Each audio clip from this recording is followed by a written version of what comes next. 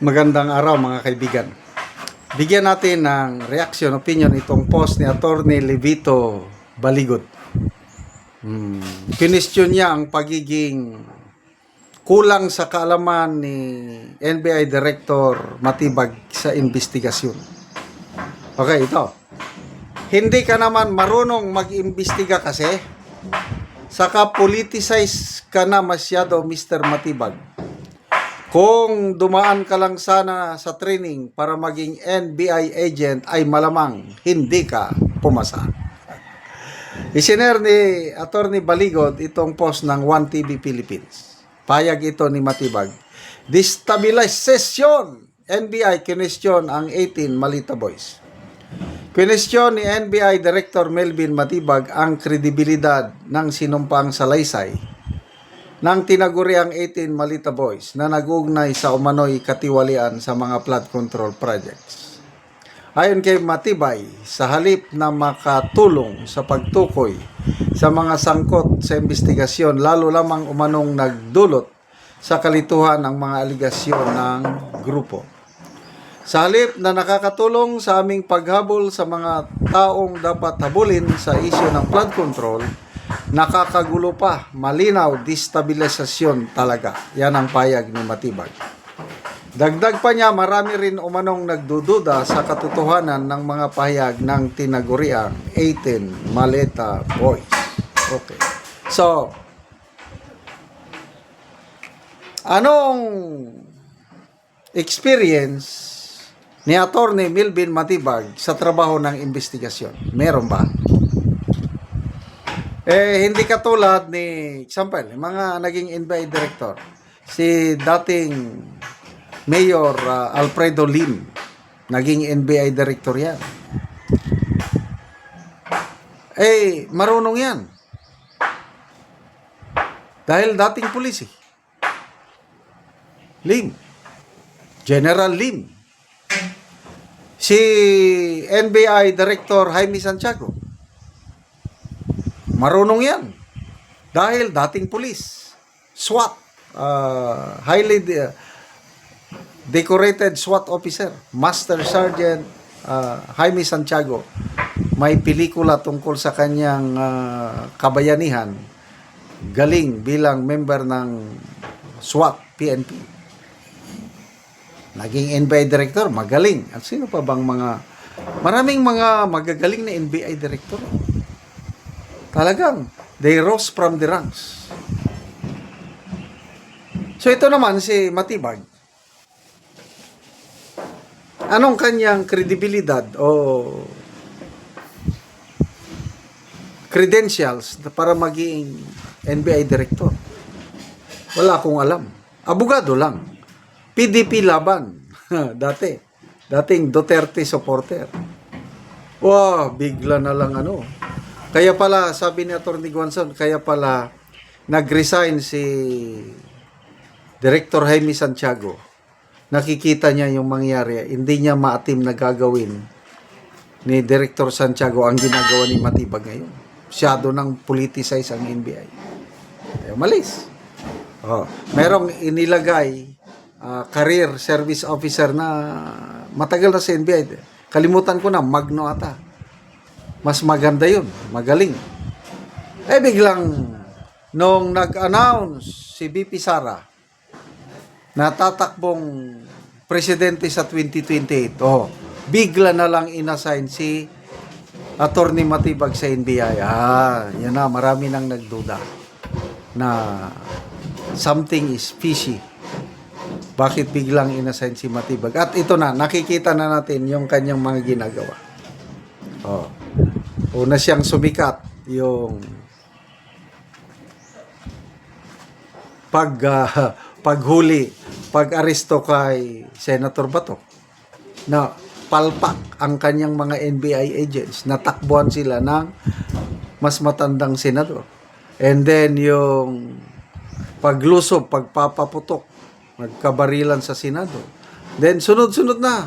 Puros Matibag na lang yan. Matibag. Sige lang. Pagbigyan natin. Ito, nagsampa na naman siya ng kaso laban kay ex-congressman Mike Defensor at buong pamilya. So, wag na tayong magtaka. Baka mamaya, nakakulong na si ex-congressman Defensor at ang pamilya dahil non-bailable yung ano. Hindi ako urong, hindi ako tatahimik. Sabi naman ni Mike Defensor, palaban talaga.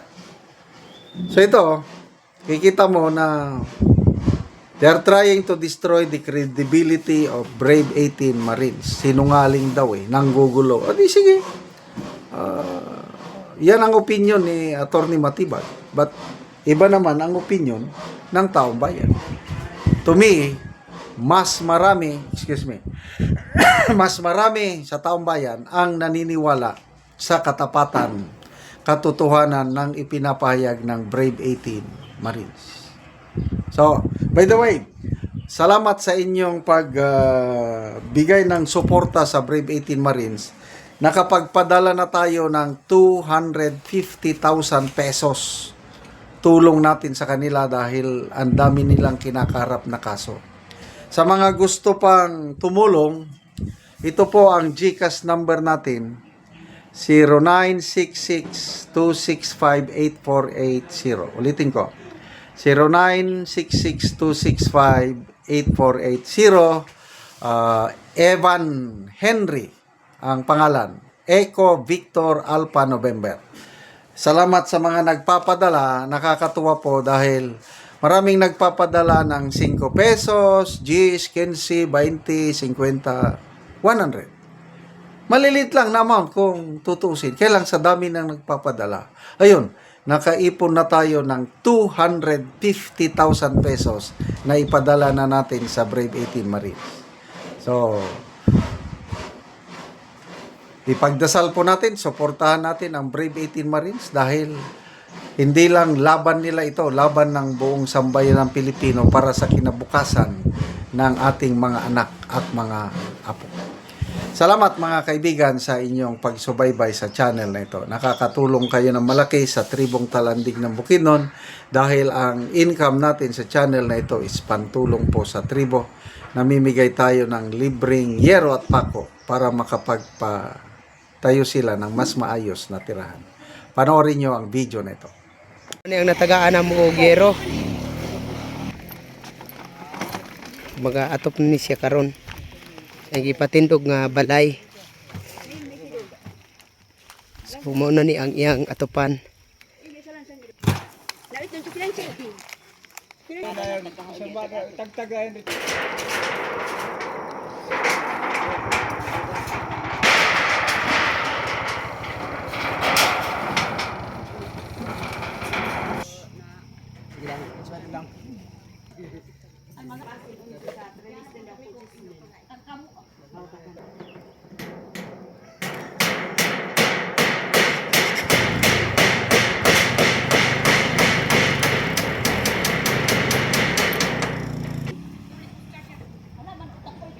Ano tadi ba? Ano be?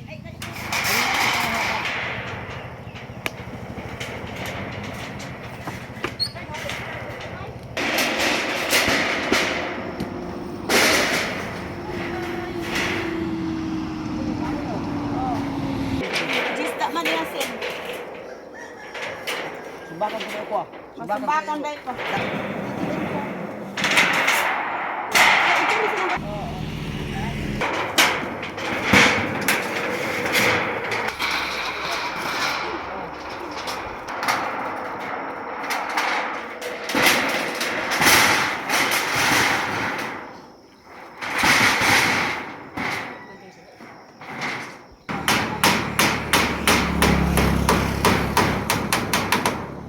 Og karon human na gyud sa pag-atop ang gihatag namo nga yero, so dili na gid sila maulanan kay maayo na nga tan-awon ang yero nga nakaatop. Pasalamat sa gihatag nga tabang sa sin kay kun pagpalit lang sa atop lisod jud kay ang among paningkamot tama na gid sa kaon na kana atong eskwela.